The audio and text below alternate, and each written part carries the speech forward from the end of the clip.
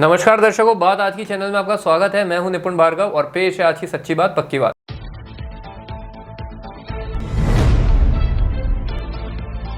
विधानसभा अध्यक्ष देवनानी पहुंचे नेहरू अस्पताल, मंदिर सहित कई प्लांटों के कार्यक्रम में लिया भाग।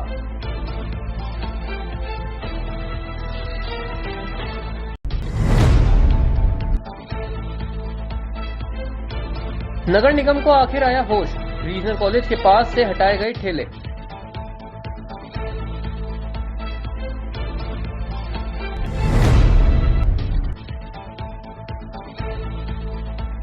सम्राट पृथ्वीराज चौहान महाविद्यालय में राष्ट्रीय खेल सप्ताह का आयोजन, देशी खेलों की हुई प्रतियोगिताएं।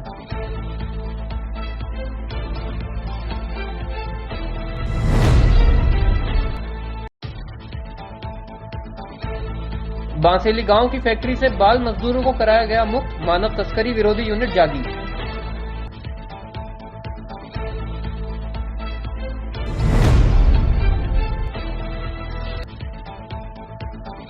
तोलामाल गांव के लोगों ने चारागाह की भूमि पर एडीए की कार्रवाई का किया विरोध, कलेक्टर को दिया ज्ञापन।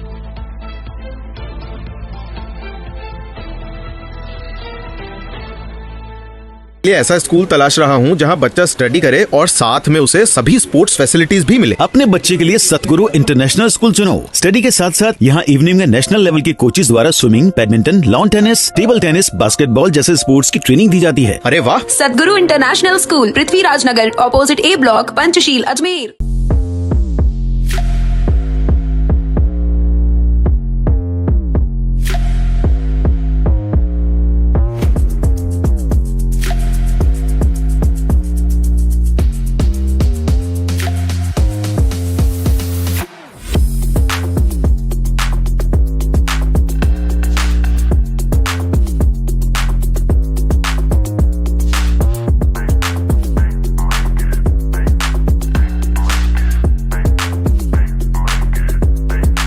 ये है मिस्टर जीले और ये है मिस्टर डीले। हेलमेट पहन। वहाँ डीले बोले, अरे यार, यहाँ जीले हर मोड़ पर है तैयार। Take me to the nearest petrol pump. ये बन गए कूल भुलैया। जीले जाने गली गलियां। मॉरल ऑफ द स्टोरी ये है कि जब लाइफ में रहना हो आगे तो कनेक्टेड रहना है जरूरी। TVS Jupiter with smart connect, voice assist, turn by turn navigation और कॉल एंड एसएमएस अलर्ट्स के साथ कनेक्टेड रहिएगा तो फायदे में रहिएगा। टीवीएस जुपिटर, ज्यादा का फायदा।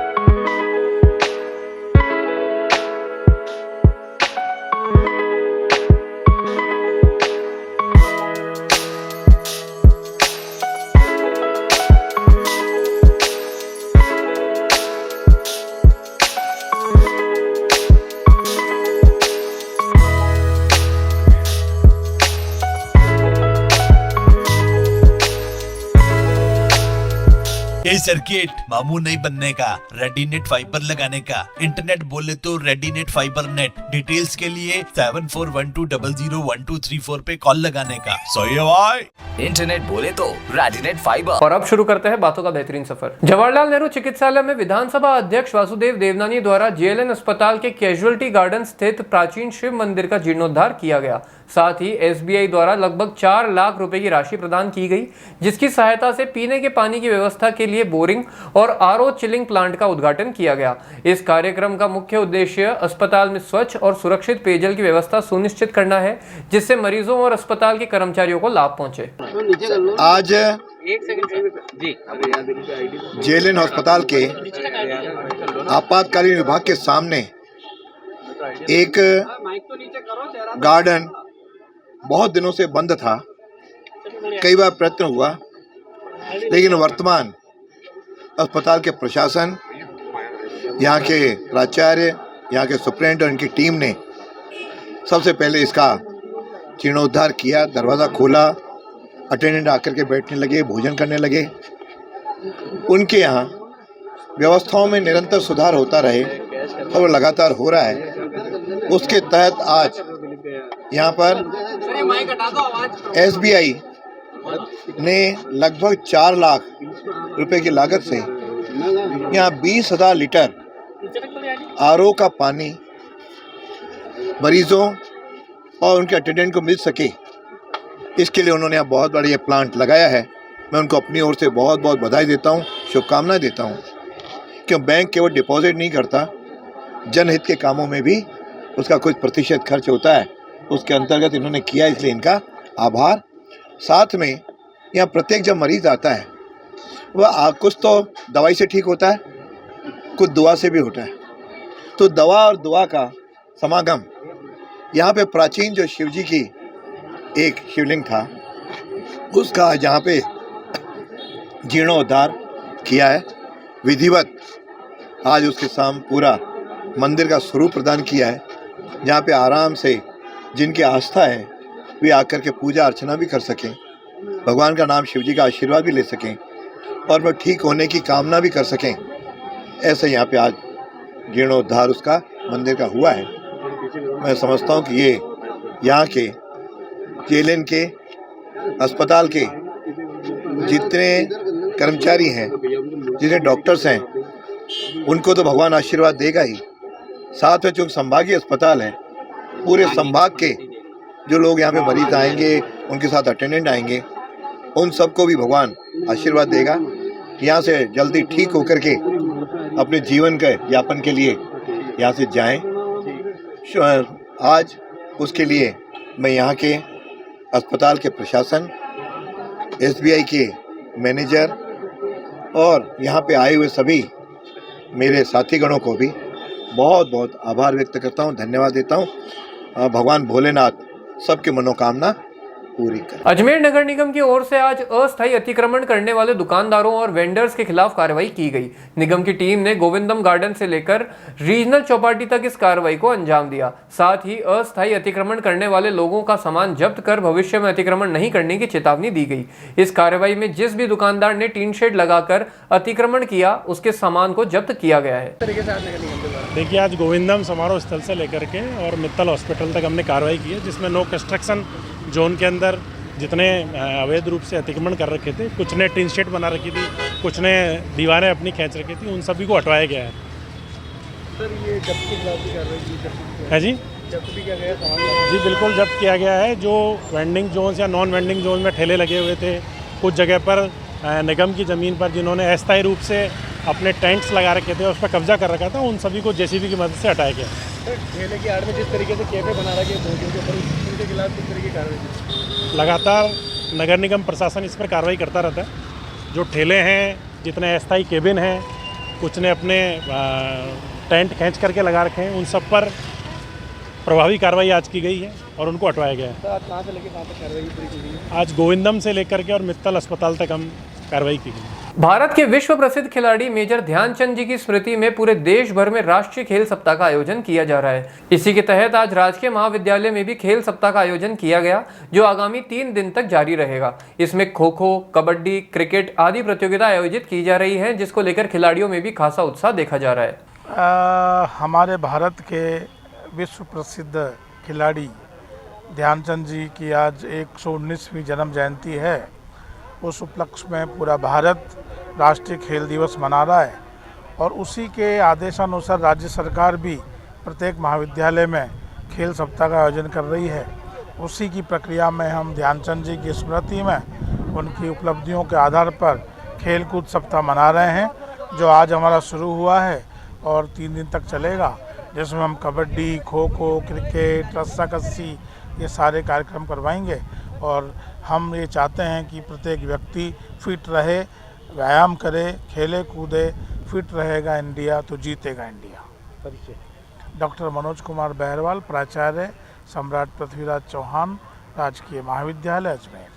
मानव तस्करी विरोधी यूनिट को मिली मुखबिर से सूचना के बाद आज पुष्कर के बांसेली गांव में एक फैक्ट्री में कार्यरत बाल श्रम में लिप्त 7 बच्चों को रेस्क्यू किया गया। सभी 7 बच्चों को रेस्क्यू कर बाल कल्याण समिति के समक्ष पेश किया गया और उनसे पूछताछ की गई, जिसमें सामने आया कि सभी 7 बच्चे राजस्थान से बाहर के हैं, जिन्हें किसी के साथ यहाँ लाया गया है और यहाँ पर बाल श्रम करवाया जा रहा है। सुरक्षा को मद्देनजर रखते हुए सभी बच्चों को सुभाष नगर स्थित बाल गृह में शेल्टर दिया गया है। आज मुखबिर से प्राप्त सूचना के आधार पर मानव तस्करी विरोधी यूनिट के कानाराम जी इंचार्ज ने पुष्करी के एक बांसेली गांव में फैक्ट्री पर कार्यरत बाल श्रम में लिप्त कुछ मजदूर बालकों को रेस्क्यू किया और रेस्क्यू चाइल्ड लाइन के सहयोग से उसमें KSCF के ज्योति जी भी थी और रेस्क्यू कर कहते बाल कल्याण समिति के समक्ष पेश किया और पेश कर हमने बालकों से बातचीत की। बालकों ने बताया कि वो सभी कहते राजस्थान के बाहर से हैं, यहाँ पर वो कहते किसी के साथ आए हैं और क्या बाल श्रम कर रहे हैं। करीब 7 बच्चों का रेस्क्यू किया गया है और बच्चों को सुरक्षा की दृष्टि से हम समिति सदस्य ने राजलक्ष्मी जी और रुपेश कुमार ने बाल गृह सुभाष नगर में शेल्टर किया। मेरा नाम है रुपेश कुमार, बाल कल्याण समिति सदस्य अजमेर। आज 7 बच्चों का रेस्क्यू किया गया है। बच्चे पुष्कर में टेलरिंग का काम बच्चों से करवाया जा रहा था और इनके जो मालिक थे उन पे कार्रवाई की गई SDO कानाराम के द्वारा और लेबर डिपार्टमेंट के शामिल में बच्चे चाइल्ड लाइन समिति के समक्ष पेश किए गए, जहां बच्चों को सेफ और सुरक्षा की दृष्टि से उनको अभी रखा गया है। उनके माता पिता से संपर्क किया जाएगा और फिर उनको सही दिशा में गाइडेंस दी जाएगी। उनसे पूछताछ की जाएगी कि उनको लेबर का कार्य क्यों करवाया जाता है, उनको लेबर से कार्य से मुक्त कराया जाएगा। और ये आज की बड़ी एक दस्तयाबी थी बच्चों की। ये पुष्कर से हुई है। पुष्कर में कोई टेलरिंग शॉप है, वहाँ से हुई है। क्या उम्र होगी लगभग बच्चों की? लगभग बच्चे 14 से 15, कोई 15 का है, 17, 18 साल से कम उम्र के बच्चे को कार्य करने के लिए रोक लगाई गई है। उनको पढ़ने की ज़रूरत है, उनको शिक्षा की ज़रूरत है। इसलिए उनका इन चीज़ों में अगर दिमाग चला जाता है तो वो पढ़ाई से वंचित हो जाते हैं। पढ़ाई बहुत ज़रूरी है बच्चों के जीवन में, इसलिए ये बड़ी कार्रवाई करके उनकी दस्तयाबी की गई। लगभग 7 बच्चे हैं। बच्चे राजस्थान के नहीं हैं, बच्चे बिहार के हैं। सारे बच्चे बिहार के हैं, करीब करीब। मैं CWC, हम CWC बाल कल्याण समिति बालकों के लिए कार्य करती है और ये न्यायपीठ कहलाती है और ये एज ए मजिस्ट्रेट है ये CWC, और बच्चों के हित में हमेशा काम करती है। कहीं भी बच्चों का अहित नहीं होने देती है। बच्चों की पढ़ाई लिखाई से लेकर के जैसे बच्चे दस्तयाब करके आते हैं तो उनके माता पिता को फॉलो करना, उनको वापस रेस्टोरेशन में भेजना, इस तरह से कार्य हम करते हैं। मैं राजलक्ष्मी, CWC मेंबर अजमेर। किशनगढ़ से तोलामाल गांव के ग्रामवासियों ने अपनी मांगों को लेकर जिला कलेक्टर को ज्ञापन सौंपा। ग्रामवासियों ने आरोप लगाया कि गांव की चारागाह की 525 बीघा जमीन ADA द्वारा JCB चलाकर उनसे छीनी जा रही है। इसको लेकर समस्त ग्रामवासी आक्रोशित हैं। उनकी मांग है कि प्रशासन त्वरित कार्रवाई करते हुए ADA द्वारा की जा रही कार्रवाई को रोके। कलेक्टर से यही मांग है, ग्राम तोलामाल 525 बीघा जमीन पर ADA ने कब्जा कर रखा है। JCB चल रही है, जो भी पेड़ पशु है ना वो चराने के लिए जगह नहीं बची कुछ भी। सभी ये ग्रामवासियों सभी ये मांग है, भाई हमारी ज़मीन है जो चरागाह की वो वापस हमें चाहिए। ये सभी ये मांग उठा के ले हैं। यदि हम कलेक्टर से ये मांग रहे कि विज्ञापन देंगे हमारे हिसाब से। वैसे कौन सा गाँव है? ग्राम तोलामाल, पंचायत पाटन, तहसील किशनगढ़। 525 बीघा ज़मीन है चरागाह भूमि की, उस पर कब्जा करे 3 दिन हो गए। JCB चल रही है, गाँव में जाते हैं मना करते ये तो चलेगी क्या। ये गांव की निजी जमीन है, चरागाह गौ चरागाह। अब इससे परेशानी आएगी? अगर परेशानी नहीं अभी चराने के लिए नहीं, पशु घर पे छोड़ के आए आज। JCB बबूल कर दिया पूरी जगह पे। 3-4 JCB चल रही है 3 दिन से। कौन कर रहा है? तो सभी ग्रामवासी यही मांगे भाई हमारी जमीन हमें चाहिए वापस गाँव की। कब्जा कौन कर रहा? ये एडी प्रशासन। आपने कहीं कंप्लेंट करी? कंप्लेंट हाँ लेके आए सर, पहले बीच में गए रुकाने के लिए, गाड़ी क्लोज करते हैं, नहीं चाहिए तो रुकेगी नहीं, ऊपर चढ़ाने की कोशिश करते हैं जैसी भी हो। जो कहीं भी जो कलेक्टर के पास जाओ, तहसील के पास, तहसीलदार के पास जाओ, कुछ नहीं मिलेगा। अब बाकी अब जमीन कुछ भी 1 बीघा भी नहीं बची गाँव वाले के पास में। मतलब कितना परिवार है करीब गाँव में? और 150 परिवार है गाँव के, उसमें कम से कम 2000-2500 पशु चढ़ते हैं डेली, भेड़ बकरी जानवर गौ टोटल चल रहे हैं। अब आज सब गाँव वाले के पशु घर पे बैठे हैं, ये हालत हो गई जंगल की। बातों को देते हैं छोटा सा विराम, जल्दी मिलते हैं एक नए सफर पर। ये ऐसा स्कूल तलाश रहा हूँ जहाँ बच्चा स्टडी करे और साथ में उसे सभी स्पोर्ट्स फैसिलिटीज भी मिले। अपने बच्चे के लिए सतगुरु इंटरनेशनल स्कूल चुनो। स्टडी के साथ साथ यहाँ इवनिंग में नेशनल लेवल के कोचेज द्वारा swimming, badminton, lawn tennis, table tennis, basketball जैसे स्पोर्ट्स की ट्रेनिंग दी जाती है। अरे वाह! सतगुरु इंटरनेशनल स्कूल, पृथ्वीराज नगर, ऑपोजिट ए ब्लॉक, पंचशील, अजमेर।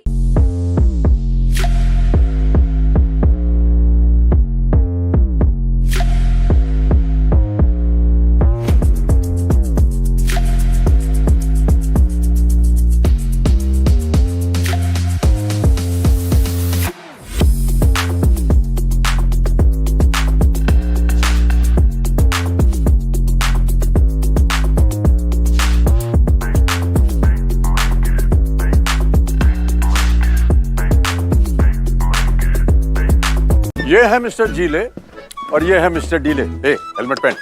वहाँ डीले बोले अरे यार, यहाँ जीले हर मोड़ पर है तैयार। Take me to the nearest petrol pump. ये बन गए कूल भुलैया। जीले जाने गली गलियां। मॉरल ऑफ द स्टोरी ये है कि जब लाइफ में रहना हो आगे तो कनेक्टेड रहना है जरूरी। TVS Jupiter with smart connect, voice assist, turn by turn navigation और कॉल एंड एसएमएस अलर्ट्स के साथ कनेक्टेड रहिएगा तो फायदे में रहिएगा। टीवीएस जुपिटर, ज्यादा का फायदा।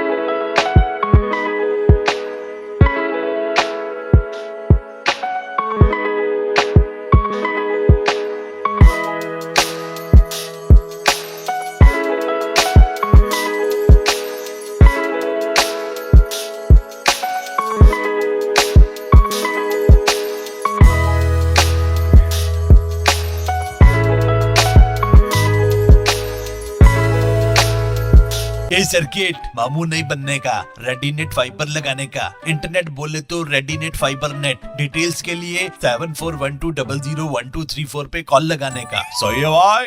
इंटरनेट बोले तो रेडीनेट फाइबर। एक बार फिर आपका स्वागत है। आइए चलते हैं एक नए सफर पर। नाबालिग बच्ची के साथ दुष्कर्म करने वाले आरोपी को पोक्सो कोर्ट ने फैसला सुनाते हुए 20 साल के कठोर कारावास और 31,000 रुपए के आर्थिक दंड से दंडित किया है। आपको बता दें कि नाबालिग बच्ची परीक्षा देने स्कूल जा रही थी। उसी दौरान आरोपी उसे बहला फुसलाकर अपने साथ ले गया और अलग अलग जगह ले जाकर उसके साथ बलात्कार किया।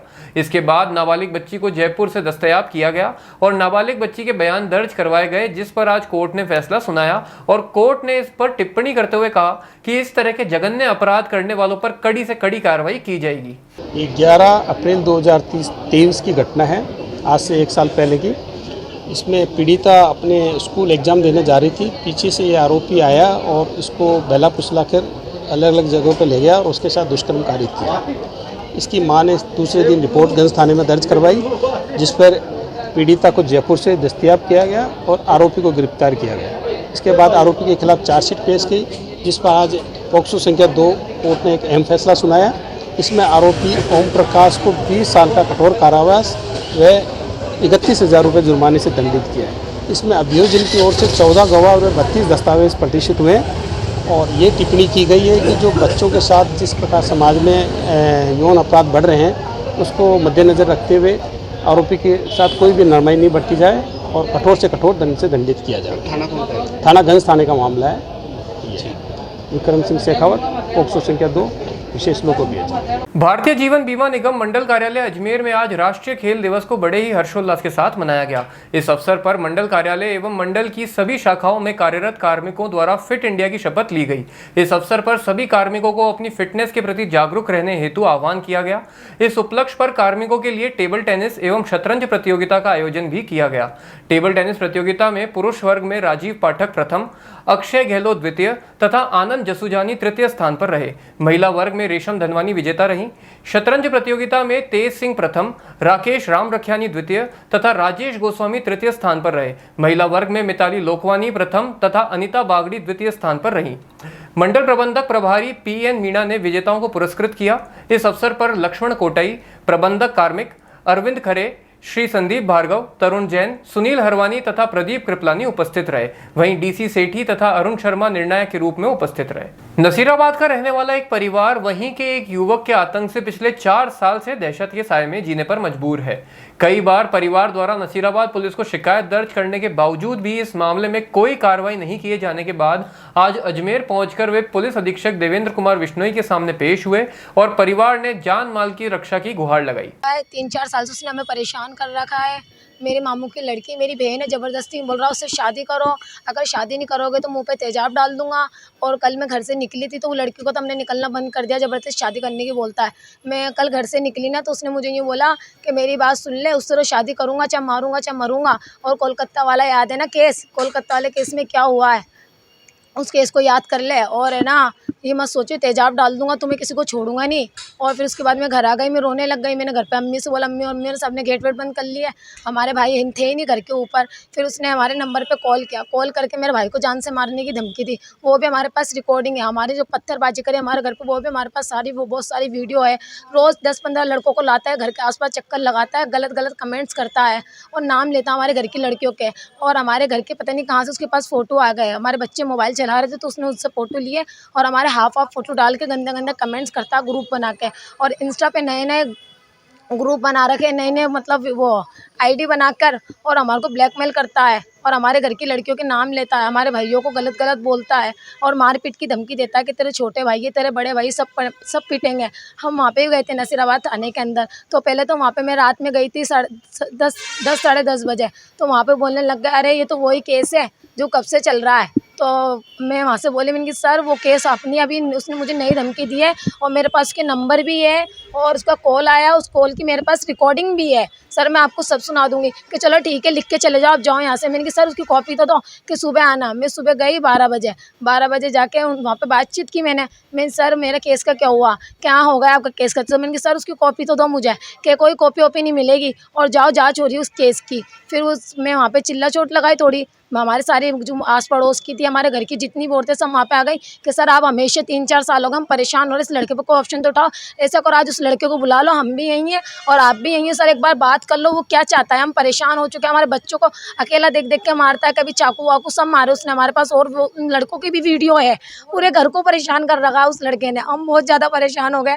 फिर CI सर के पास में गई ना तो उन्होंने बोला जा यहाँ से। पहले उन्होंने दुर्व्यवहार शुरू कर दिया था अंदर घुसते उन्होंने। मैं अंदर घुसी ना तो उनकी टेबल पर हाथ रख दिया था तो मुझसे बदतमीजी से बात करने लगे। मैंने कि सर हम आपके पास किस लिए आए। तो बोला हाँ ठीक है जाओ रिपोर्ट हो गई। मैंने सर मैंने 17 तारीख को भी एक रिपोर्ट दी थी। तो बोला कि ना जाओ तुम्हारे से परेशान हम कुछ नहीं कर रहे जाओ। मैंने कि सर कॉपी तो आप मुझे उसकी कॉपी तो चाहिए कि ऐसा करो आपकी रिपोर्ट लेके जा सकते हो। सर मेरे से हाथ में रिपोर्ट देकर मुझे वहाँ से भगा दिया जो रिपोर्ट में लिख के ले गई थी। इसलिए सर आज मैं यहाँ पे आई हूँ। सर प्लीज़ हमारी मदद करो, कोई सा भी समाज। सर SP सर से मिलना है सर कोई भी हमारी मदद करो, हम 4 साल से पूरा परिवार बहुत परेशान है। अकेले भाई दिख के हमारे भाइयों को मारता है, हमारी छोटी छोटी बच्चियाँ ब्लैकमेल करता है। मेरी बहनें भी स्कूल जाती है, हमारे भाइयों को बोलता है सोच लेना, वो लड़की चाहिए। उस लड़के हमारे मामू की लड़की, सर वो लड़की शादी करना नहीं चाहती, हमने हमारे घर में बात भी की। सर वो लड़की वहाँ, उसकी भी रिपोर्ट बहुत सारी दर्ज है। सर उसको ब्लैकमेल करता है, बहुत ज़्यादा परेशान करता है। सर कुछ काम नहीं करता, उसकी बहुत सारी वीडियो हमारे पास घर के पास सुबह सर 2 बजे की वीडियो, 2:30 बजे की वीडियो, रात तक चक्कर लगाता है घर के यहाँ। और एक बार तो उसने घर की औरतों के नाम लिख के वहाँ पे दीवारों पे गलत हमारे घर की औरत को उसने, मामी हो हमारी, उसका हाफ फोटो डाल के और ग्रुप बनाकर, वो भी हमने वहाँ पे वीडियो दी और वहाँ पे हमने, और जो हम थाने में गए उसकी भी हमारे पास रिकॉर्डिंग है। पर सर उस पर तो पुलिस वालों ने थोड़ा बोला था, हाँ, फिर जब सुनने बंद कर दी। और अभी 2 दिन पहले फिर उसने इंस्टा पे उसी औरत की वीडियो डाल दी जिसके लिए पुलिस वालों ने मना कर दी। गंदी फोटो डालते हैं, मतलब आदि करके, उस पर गलत कमेंट्स करते हैं। सर कोई हमारी मदद करो, हम बहुत ज़्यादा परेशान है सर, प्लीज़ हमारी मदद करो, 4 साल से परेशान है हम। बातों को देते हैं छोटा सा विराम, जल्दी मिलते हैं एक नए सफर पर। ये ऐसा स्कूल तलाश रहा हूँ जहाँ बच्चा स्टडी करे और साथ में उसे सभी स्पोर्ट्स फैसिलिटीज भी मिले। अपने बच्चे के लिए सतगुरु इंटरनेशनल स्कूल चुनो। स्टडी के साथ साथ यहाँ इवनिंग में नेशनल लेवल के कोचेज द्वारा swimming, badminton, lawn tennis, table tennis, basketball जैसे स्पोर्ट्स की ट्रेनिंग दी जाती है। अरे वाह! सतगुरु इंटरनेशनल स्कूल, पृथ्वीराज नगर, ऑपोजिट ए ब्लॉक, पंचशील, अजमेर।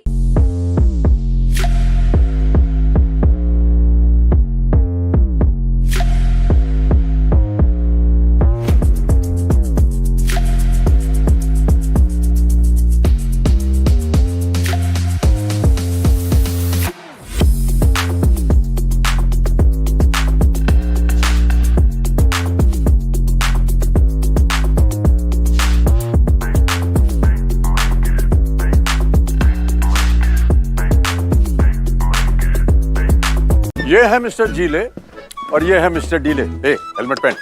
वहाँ डीले बोले, अरे यार, यहाँ जीले हर मोड़ पर है तैयार। Take me to the nearest petrol pump. ये बन गए कूल भुलैया। जीले जाने गली गलियां। मॉरल ऑफ द स्टोरी ये है कि जब लाइफ में रहना हो आगे तो कनेक्टेड रहना है जरूरी। TVS Jupiter with smart connect, voice assist, turn by turn navigation और कॉल एंड एसएमएस अलर्ट्स के साथ कनेक्टेड रहिएगा तो फायदे में रहिएगा। टीवीएस जुपिटर, ज्यादा का फायदा।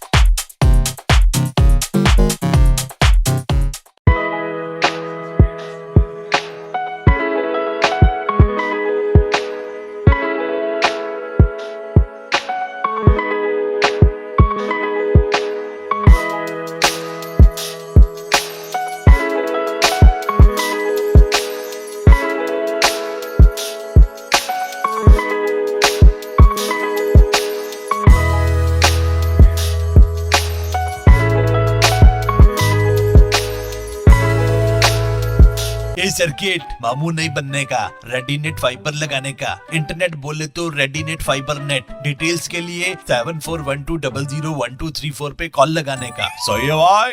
इंटरनेट बोले तो रेडीनेट फाइबर। एक बार फिर आपका स्वागत है। आइए चलते हैं एक नए सफर पर। पारिक आश्रम ट्रस्ट पुष्कर के अध्यक्ष पद के चुनाव 1 सितंबर को होने जा रहे हैं, जिसको लेकर अखिल भारत वर्षीय पारिक आश्रम ट्रस्ट के चुनाव अधिकारी जिला कलेक्ट्रेट कार्यालय पहुंचे और जिला कलेक्टर व जिला अधीक्षक से प्रशासनिक सहायता की मांग की। आपको बता दें कि उन्होंने जिला कलेक्टर से मुलाकात कर उनका सहयोग प्राप्त किया।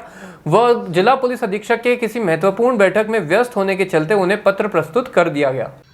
हम यहाँ आज पारिक आश्रम ट्रस्ट पुष्कर, जिसके हम वर्तमान जो चुनाव होने वाले हैं उसके चुनाव अधिकारी के हैसियत से यहाँ जिला कलेक्टर महोदय, जिला पुलिस अधीक्षक महोदय, उप पुलिस अधीक्षक महोदय ग्रामीण से मिलने आए हैं। 31 तारीख को जो हमारी साधारण सभा रहेगी और 1 तारीख को जो चुनाव की प्रक्रिया संपन्न की जाएगी उसमें हमें प्रशासनिक सहयोग मिल सके, इसके लिए हम यहाँ उच्च अधिकारियों से निवेदन करने के लिए आए हैं।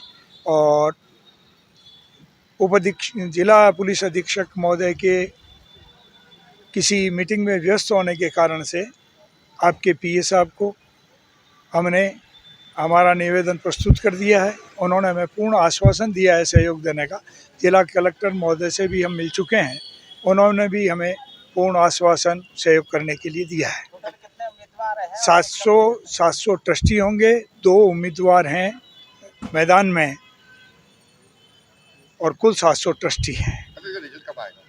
1 तारीख को सुबह 9 बजे से 2 बजे तक मतदान होगा, 3 से 5 बजे तक मतगणना होगी और 5 बजे के बाद यथासंभव जब भी मतगणना पूर्ण हो जाएगी, मतगणना के बाद परिणाम घोषित कर दिए जाएंगे।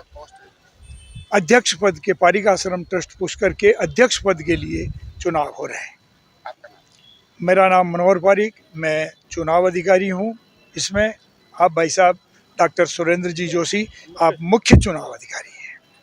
शहीद भगत सिंह चौराहे के पास ब्यावर रोड की हालत बहुत ही खराब है, जहां आए दिन हादसे हो रहे हैं। सड़कों पर बड़े बड़े गड्ढे हैं और आम जन का निकलना दूभर हो गया है। साथ ही लगातार हो रही तेज बारिश के चलते सड़कों पर पानी भर चुका है और कई बार हादसे भी हो चुके हैं। आम जन का कहना है कि प्रशासन इस ओर कोई ध्यान नहीं दे रहा है और कोई जनप्रतिनिधि भी सुनवाई नहीं कर रहा है, जिससे आमजन काफी परेशान है। ऐसा नहीं है कि ब्यावर रोड चौराहा यहाँ पे शहीद भगत सिंह चौराहे पे बहुत जोरदार खड्डे हो रहे हैं, बड़े बड़े 2-2, 2.5 फीट के खड्डे हो रहे हैं, 1.5 फीट, 1 फीट, 1.5 फीट के खड्डे हो रहे हैं। पानी की बरसात के पानी की वजह से पानी भरा हुआ है और आए दिन और दिन भर कोई कभी 2 व्हीलर कर रहा है, कभी टेम्पो गिर रहा है, कोई प्रशासन की नज़र नहीं आ रही है इस पर। और देखो आप हालात खुद देखो, ये वीडियो आपने देखी है अभी, आप देखो किस तरह गिर रहे हैं। और ये हम प्रशासन से आपके चैनल के माध्यम से उम्मीद करते हैं इसके जल्दी से जल्दी इसका निवारण किया जाए, क्योंकि ये बहुत बड़ा खड्डे हो रहे हैं तो लोग गिर रहे हैं, तो दिख नहीं रहा पानी के अंदर भी खड्डा इतना गहरा है, जो लोग जा रहे हैं और खड्ड गड्ढे में गिर रहा है। आज बस इतना ही, कल फिर होगी आपसे मुलाकात, तब तक के लिए आज्ञा दीजिए, नमस्कार।